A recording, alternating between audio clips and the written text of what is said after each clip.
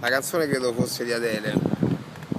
Il prodotto italico era il prodotto italico. Venerdì era venerdì. Un video che amo particolarmente. Ora non lo trovo, ma lo ritroverò. La musica ora non c'è. E il prodotto italico è in garage che mi sono perso le chiavi.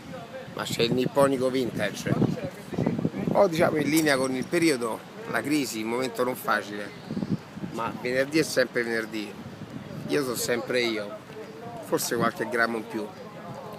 Una biretta che è finita, un amico che sono venuto a trovare, al mare stasera come l'anno scorso, Friday, night, raggiungo la famiglia, Silvia Escort, Lucrezietta Nazionale, la Big e Bad a pranzo, Roma Capitale, la città in cui abito, la città piena di opportunità, la città della vita, del viva la vita, e lui sempre il preferito, sempre dietro di noi, sempre qui.